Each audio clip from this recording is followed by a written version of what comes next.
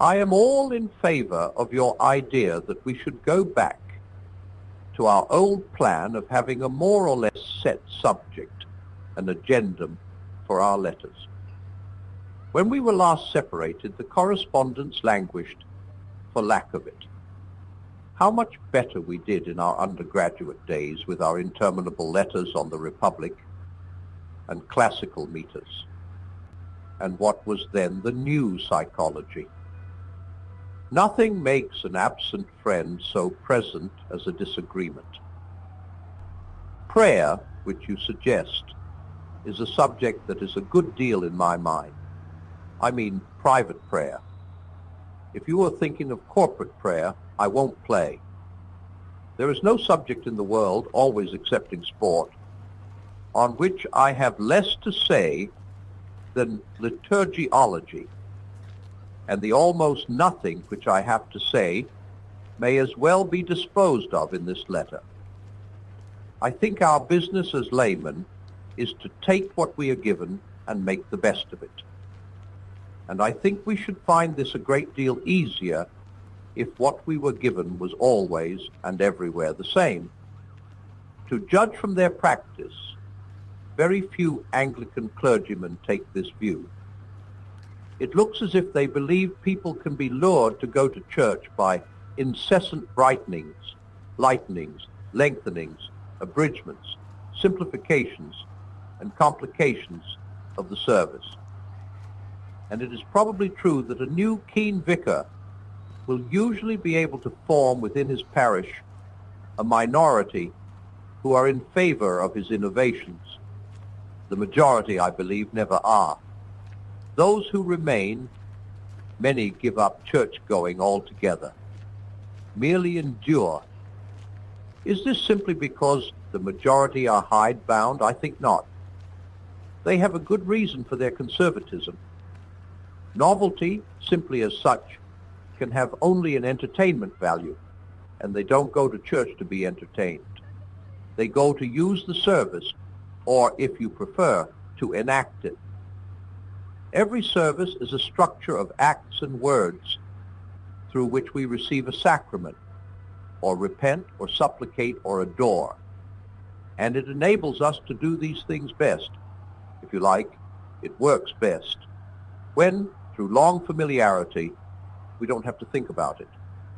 As long as you notice and have to count the steps, you are not yet dancing, but only learning to dance. A good shoe is a shoe you don't notice. Good reading becomes possible when you need not consciously think about eyes, or light, or print, or spelling. The perfect church service would be one we were almost unaware of. Our attention would have been on God. But every novelty prevents this. It fixes our attention on the service itself, and thinking about worship is a different thing from worshiping. The important question about the Grail was, for what does it serve? 'Tis mad idolatry that makes the service greater than the God. A still worse thing may happen. Novelty may fix our attention, not even on the service, but on the celebrant. You know what I mean. Try as one may to exclude it, the question, what on earth is he up to now, will intrude. It lays one's devotion waste. There is really some excuse for the man who said, I wish they'd remember that the charge to Peter was feed my sheep, not try experiments on my rats, or even teach my performing dogs new tricks. Thus my whole liturgiological position really boils down to an entreaty for permanence and uniformity. I can make do with almost any kind of service whatever, if only it will stay put. But if each form is snatched away just when I am beginning to feel at home in it, then I can never make any progress in the art of worship. You give me no chance to acquire the trained habit, habito dell'arte. It may well be that some variations, which seem to me merely matters of taste, really involve grave doctrinal differences, but surely not all. For if grave doctrinal differences are really as numerous as variations in practice, then we shall have to conclude that no such thing as the Church of England exists. And anyway, the liturgical fidget is not a purely Anglican phenomenon. I have heard Roman Catholics complain of it too. And that brings me back to my starting point. The business of us laymen is simply to endure and make the best of it. Any tendency to a passionate preference for one type of service must be regarded simply as a temptation. Partisan churchmanships are my bête noire. And if we avoid them, may we not possibly perform a very useful function? The shepherds go off, everyone to his own way, and vanish over diverse points of the horizon. If the sheep huddle patiently together and go on bleating, might they finally recall the shepherds? Haven't English victories sometimes been won by the rank and file in spite of the generals? As to the words of the service, liturgy in the narrower sense, the question is rather different. If you have a vernacular liturgy, you must have a changing liturgy. Otherwise, it will finally be vernacular only in name. The ideal of timeless English is sheer nonsense. No living language can be timeless. You might as well ask for a motionless river. I think it would have been best, if it were possible, that necessary change should have occurred gradually, and, to most people, imperceptibly, here a little and there a little, one obsolete word replaced in a century, like the gradual change of spelling in successive editions of Shakespeare. As things are, we must reconcile ourselves, if we can also reconcile government, to a new book. If we were, I thank my stars I'm not, in a position to give its authors advice, would you have any advice to give them? Mine could hardly go beyond unhelpful cautions. Take care. It is so easy to break eggs without making omelettes. Already, our liturgy is one of the very few remaining elements of unity in our hideously divided church. The good to be done by revision needs to be very great and very certain before we throw that away. Can you imagine any new book which will not be a source of new schism? Most of those who press for revision seem to wish that it should serve two purposes, that of modernizing the language in the interests of intelligibility and that of doctrinal improvement. Of the two operations, each painful and each dangerous to be carried out at the same time. Will the patent survive? What are the agreed doctrines which are to be embodied in the new book? And how long will agreement on them continue? I ask with trepidation, because I read a man the other day who seemed to wish that everything in the old book which was inconsistent with orthodox Freudianism should be deleted. For whom are we to cater in revising the language? A country parson I know asked his sexton what he understood by indifferently in the phrase truly and indifferently administer justice. The man replied, "It means making no difference between one chap and another." "And what would it mean if it said impartially?" asked the parson. "Don't know. Never heard of it," said the sexton. Here, you see, we have a change intended to make things easier. But it does so neither for the educated, who understand indifferently already, nor for the wholly uneducated, who don't understand impartially. It helps only some middle area of the congregation, which may not even be a majority. Let us hope the revisers will prepare for their work by a prolonged empirical study of popular speech as it actually is, not as we, a priori, assume it to be. How many scholars know, what I discovered by accident, that when uneducated people say impersonal, they sometimes mean incorporeal. What of expressions which are archaic, but not unintelligible? Be ye lift up. I find that people react to archaism most diversely. It antagonizes some, makes what is said unreal.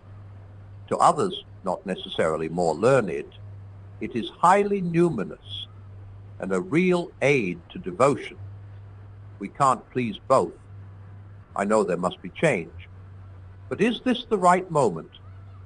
Two signs of the right moment occur to me. One would be a unity among us which enabled the Church, not some momentarily triumphant party, to speak through the new work with a united voice.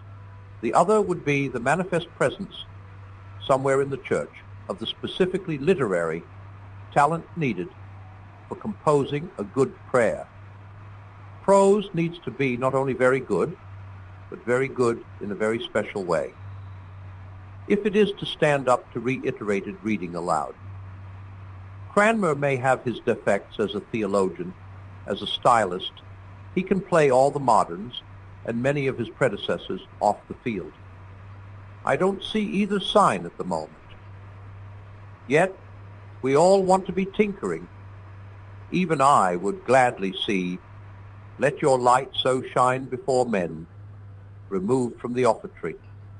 It sounds, in that context, so like an exhortation to do our alms, that they may be seen by men. I'd meant to follow up what you say about Rose Macaulay's letters, but that must wait till next week.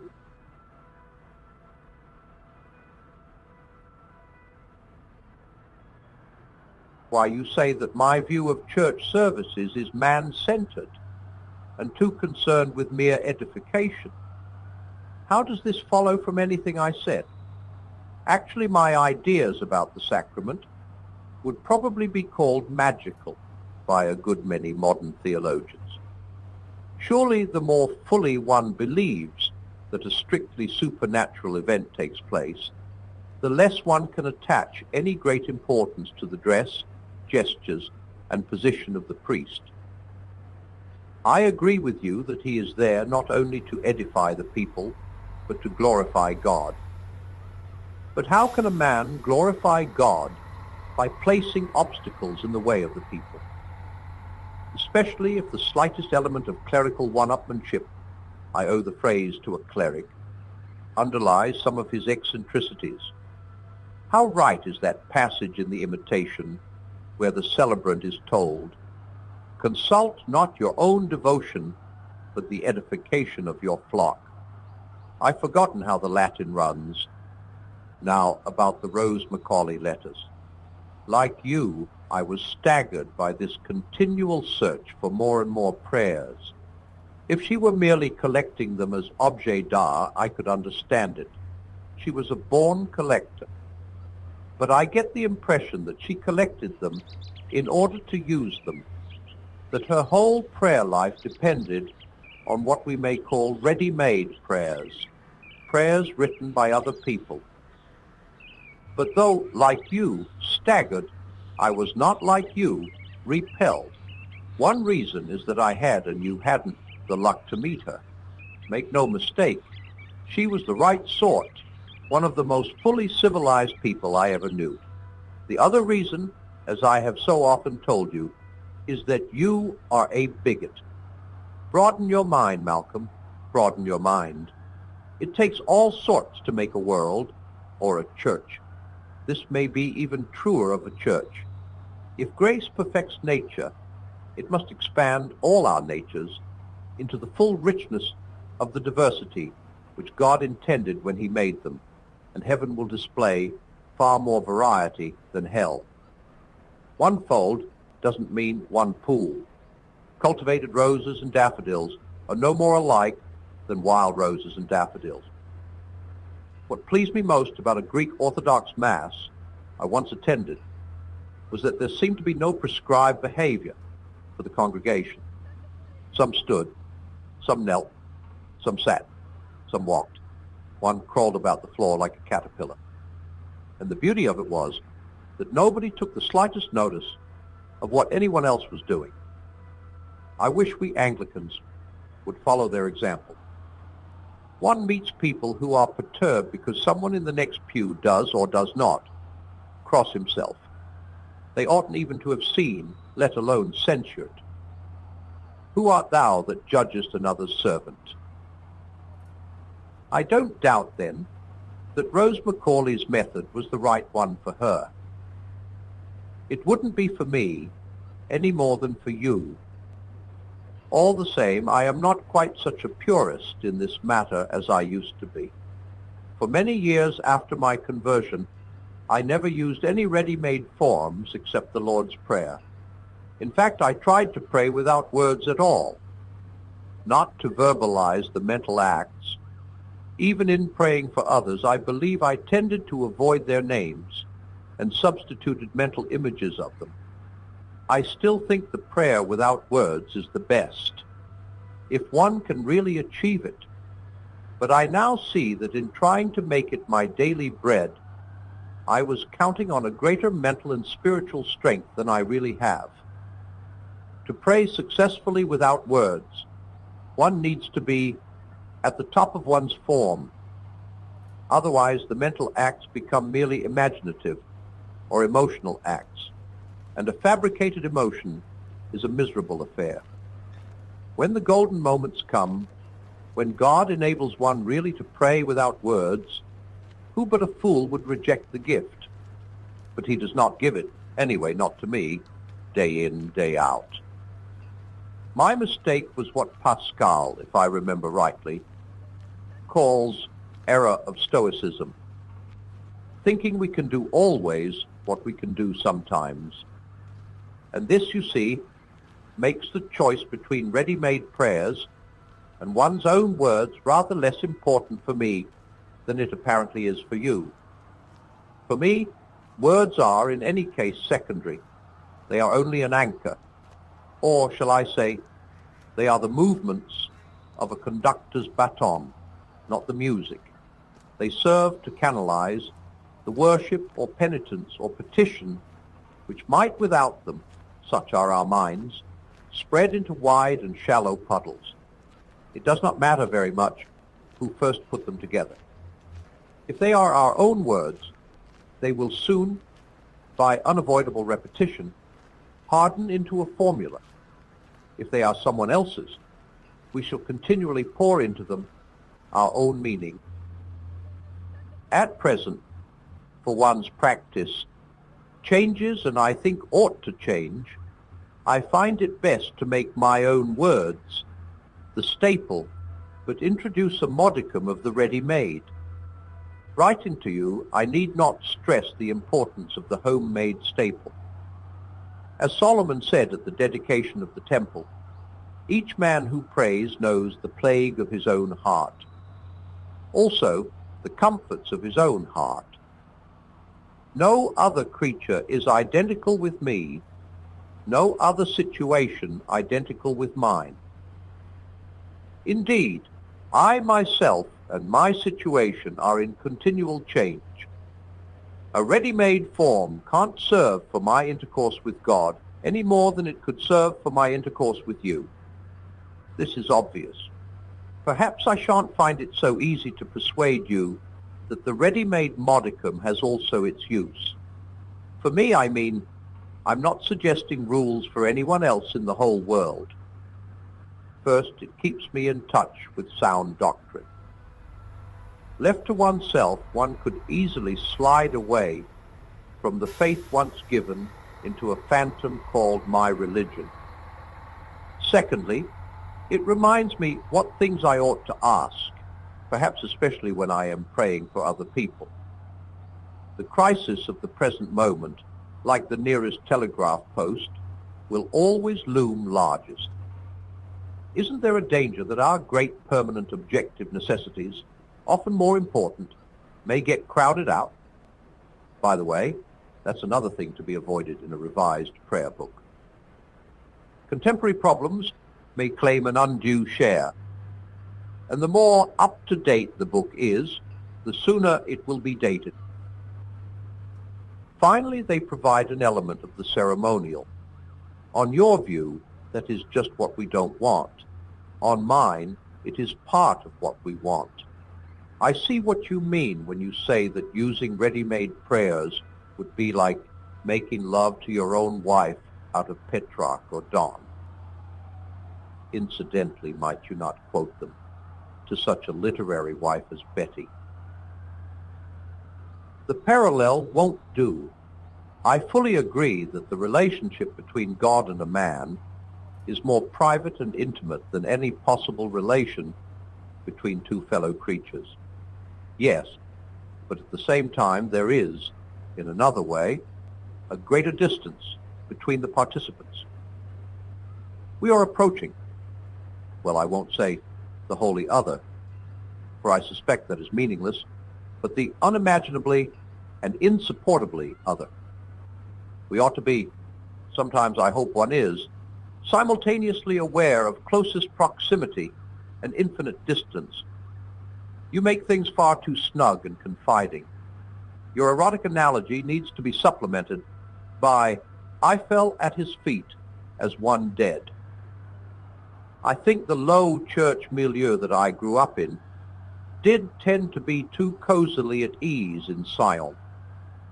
My grandfather, I'm told, used to say that he looked forward to having some very interesting conversations with St. Paul when he got to heaven.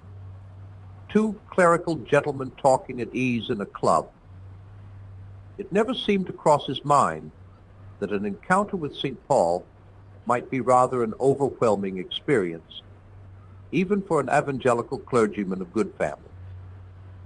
But when Dante saw the great apostles in heaven, they affected him like mountains. There's lots to be said against devotions to saints, but at least they keep on reminding us that we are very small people compared with them. How much smaller before their master? A few formal, ready-made prayers serve me as a corrective of, well, let's call it cheek. They keep one side of the paradox alive. Of course, it is only one side. It would be better not to be reverent at all than to have a reverence which denied the proximity.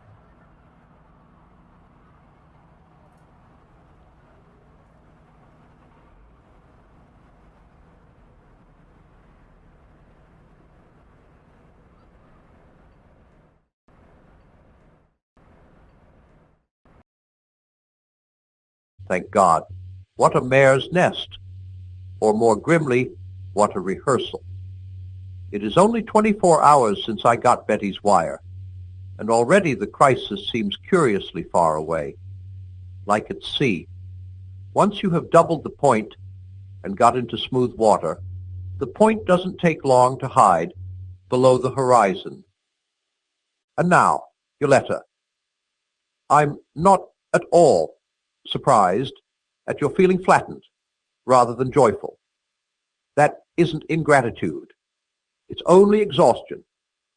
Weren't there moments even during those terrible days when you glided into a sort of apathy for the same reason?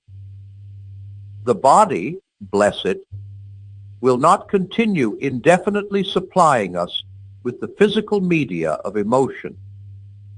Surely there's no difficulty about the prayer in Gethsemane on the ground, that if the disciples were asleep, they couldn't have heard it, and therefore couldn't have recorded it. The words they did record would hardly have taken 3 seconds to utter. He was only a stone's throw away. The silence of night was around them, and we may be sure he prayed aloud. People did everything aloud in those days. You remember how astonished St. Augustine was, some centuries later, in a far more sophisticated society, to discover that when St. Ambrose was reading to himself, you couldn't hear the words even if you went and stood just beside him. The disciples heard the opening words of the prayer before they went to sleep. They record those opening words as if they were the whole. There's a rather amusing instance of the same thing in Acts 24. The Jews had got down a professional orator called Tertullus to conduct the prosecution of St. Paul. The speech as recorded by St. Luke takes 84 words in the Greek, if I've counted correctly. 84 words are impossibly short for a Greek advocate on a full dress occasion.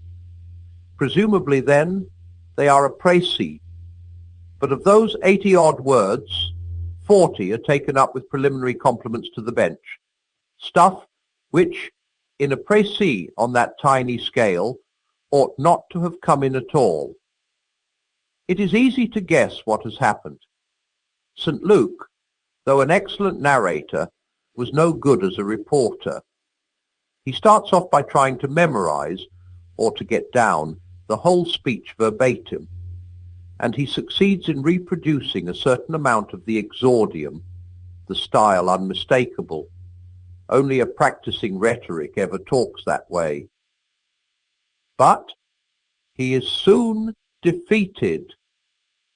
The whole of the rest of the speech has to be represented by a ludicrously inadequate abstract.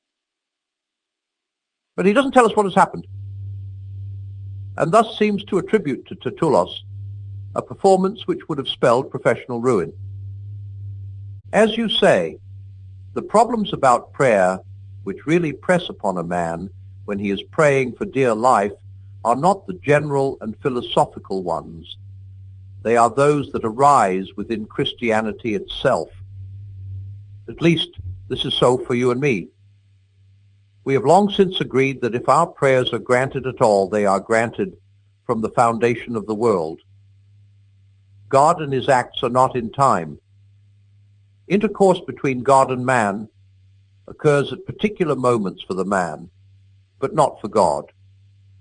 If there is, as the very concept of prayer presupposes, an adaptation between the free actions of men in prayer and the course of events, this adaptation is from the beginning inherent in the great single creative act. Our prayers are heard. Don't say have been heard, or you are putting God into time, not only before we make them, but before we are made ourselves. The real problems are different. Is it our faith that prayers, or some prayers, are real causes? But they are not magical causes. They don't, like spells, act directly on nature. They act then on nature through God. This would seem to imply that they act on God. But God, we believe, is impassible. All theology would reject the idea of a transaction in which a creature was the agent and God the patient. It is quite useless to try to answer this empirically by producing stories, though you and I could tell strange ones, of striking answers to prayer. We shall be told reasonably enough that post hoc is not propter hoc. The thing we prayed for was going to happen anyway. Our action was irrelevant. Even a fellow creature's action which fulfills our request may not be caused by it. He does what we ask, but perhaps he would equally have done so without our asking. Some cynics will tell us that no woman ever married a man because he proposed to her. She always elicits the proposal because she has determined to marry him. In these human instances, we believe, when we do believe, that our request was the cause or a cause of the other party's action, because we have, from deep acquaintance, a certain impression of that party's character. Certainly not by applying the scientific procedures, control experiments, etc., for establishing causes. Similarly, we believe, when we do believe, that the relation between our prayer and the event is not a mere coincidence, only because we have a certain idea of God's character. Only faith vouches for the connection. No empirical proof could establish it. Even a miracle, if one occurred, might have been going to happen anyway. Again, in the most intimate human instances, we really feel that the category of cause and effect will not contain what actually happens. In a real proposal, as distinct from one in an old-fashioned novel? Is there any agent-patient relation? Which drop on the window pane moves to join the other? Now, I am going to suggest that strictly causal thinking is even more inadequate when applied to the relation between God and man. I don't mean only when we are thinking of prayer, but whenever we are thinking about what happens at the frontier, at the mysterious point of junction and separation, where absolute being utters derivative being. One attempt to define causally what happens there has led to the whole puzzle about grace and free will. You will notice that Scripture just sails over the problem. Work out your own salvation in fear and trembling. Pure Pelagianism. But why? For it is God who worketh in you. Pure Augustinianism. It is presumably only our presuppositions that make this appear nonsensical. We profanely assume that divine and human action exclude one another like the actions of two fellow creatures, so that God did this and I did this cannot both be true of the same act, except in the sense that each contributed a share. In the end, we must admit a two-way traffic at the junction. At first sight, no passive verb in the world would seem to be so utterly passive as to be created.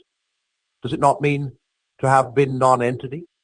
Yet, for us rational creatures, to be created also means to be made agents.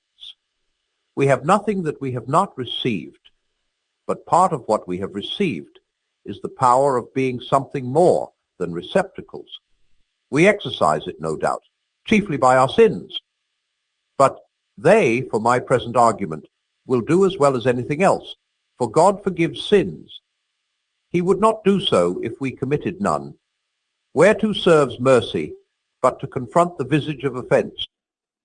In that sense, the divine action is consequent upon, conditioned by, elicited by our behavior. Does this mean that we can act upon God? I suppose you could put it that way if you wanted. If you do, then we must interpret his impassibility in a way which admits this. For we know that God forgives much better than we know what impassible means. I would rather say that from before all worlds, his providential and creative act, for they are all one, takes into account all the situations produced by the acts of his creatures. And if he takes our sins into account, why not our petitions?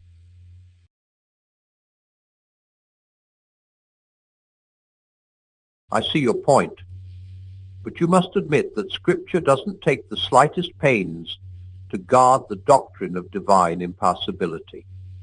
We are constantly represented as exciting the divine wrath or pity, even as grieving God. I know this language is analogical, but when we say that, we must not smuggle in the idea that we can throw the analogy away and, as it were, get in behind it to a purely literal truth.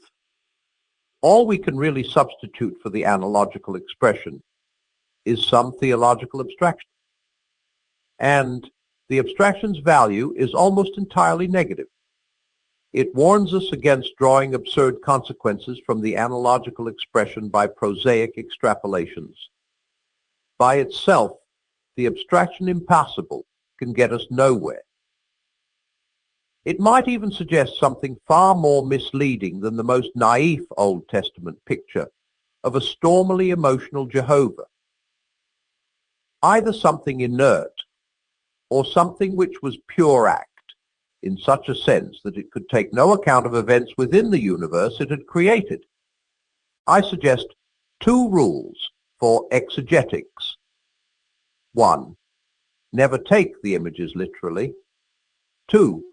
When the purport of the images, what they say to our fear and hope and will and affections, seems to conflict with the theological abstractions, trust the purport of the images every time.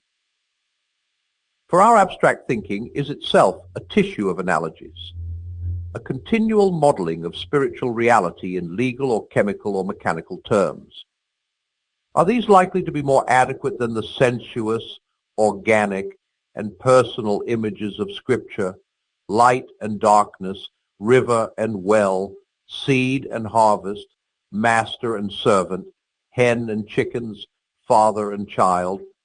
The footprints of the divine are more visible in that rich soil than across rocks or slag heaps.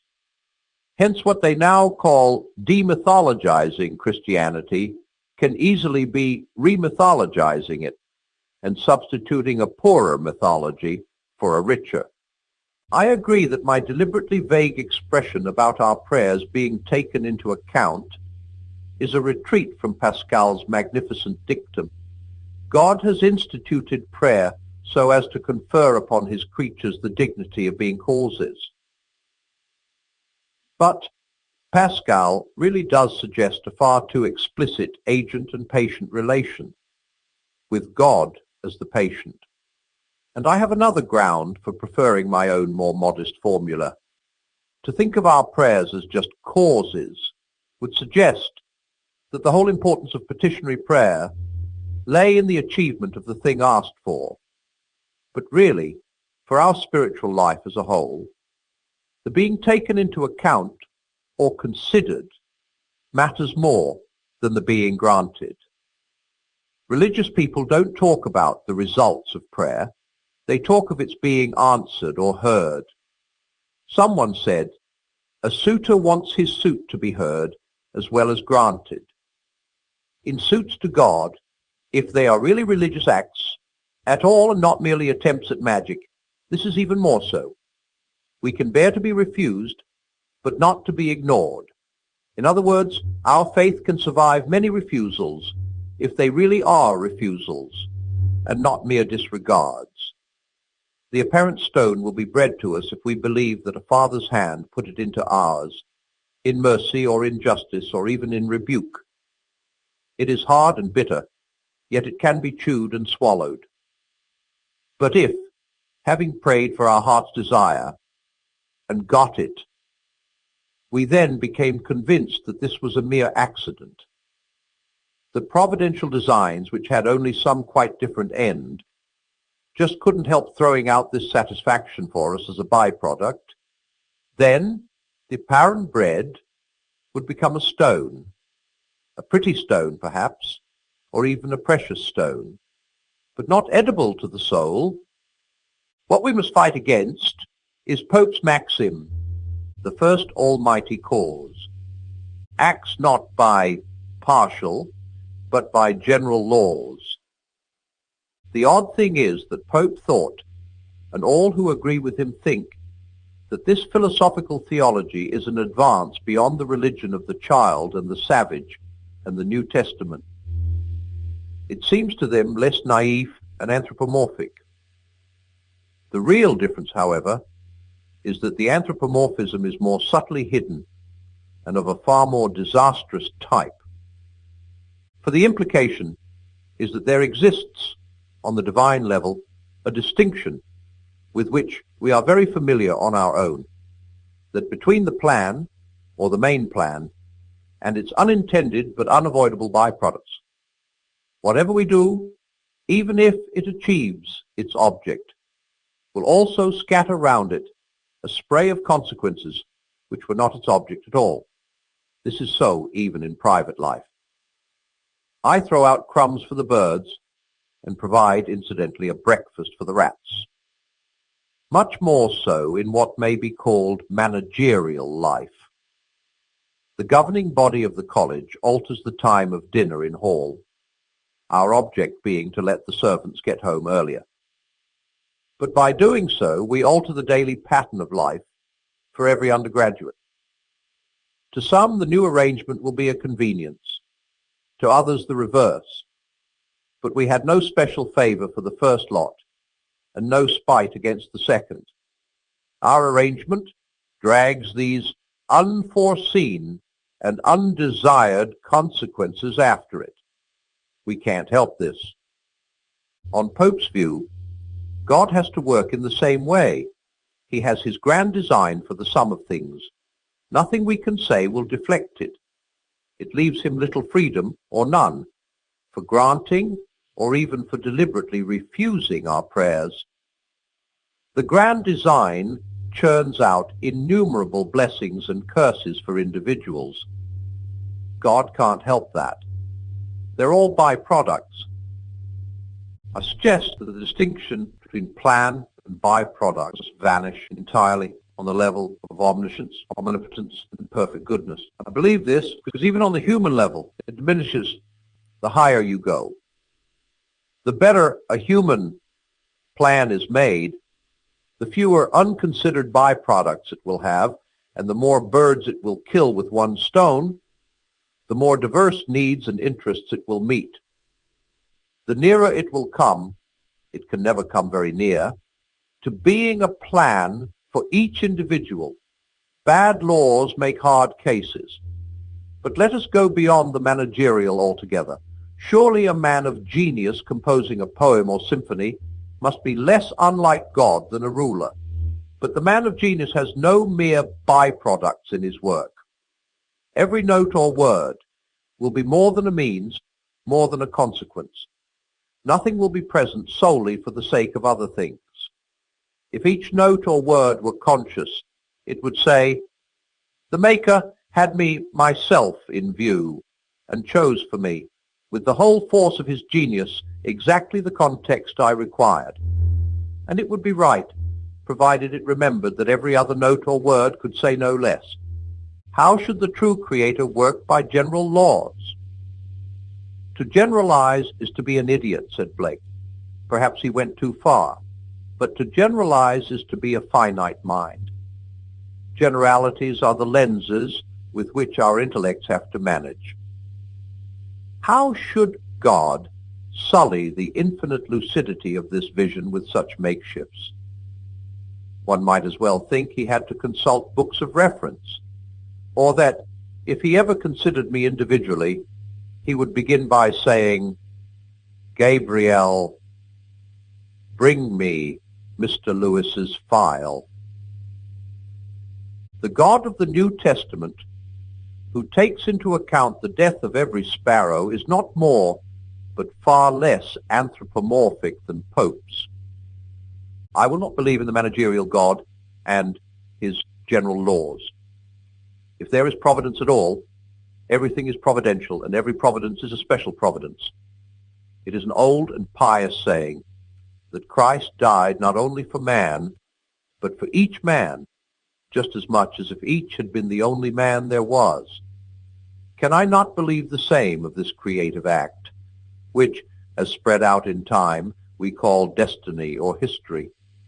It is for the sake of each human soul. Each is an end, perhaps for each beast, perhaps even each particle of matter. The night sky suggests that the inanimate also has for God some value we cannot imagine. His ways are not there anyway, like ours. If you ask why I believe all this, I can only reply that we are taught both by precept and example to pray, and that prayer would be meaningless in the sort of universe Pope pictured. One of the purposes for which God instituted prayer may have been to bear witness that the course of events is not governed like a state, but created like a work of art to which every being makes its contribution, and in prayer a conscious contribution, and in which every being is both an end and a means. And since I have momentarily considered prayer itself as a means, let me hasten to add that it is also an end. The world was made partly that there might be prayer, partly that our prayers for George might be answered. But let's have finished with partly. The great work of art was made for the sake of all it does and is, down to the curve of every wave and the flight of every insect.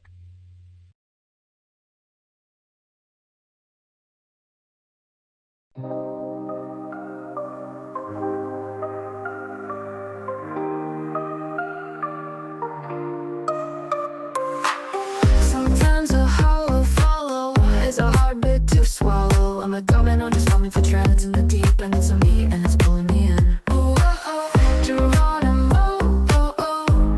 Oh, oh, oh, oh, Geronimo, oh, oh. My motto's always been to be the guy who has your back. I crescendo and bail my heart out on every track. I need bubbles and things, and we need you, we want you here. I worry every single night that this dreamland will disappear. I need you here. Oh, oh, oh, I need you here. I dream of tomorrow, dear. I need you now.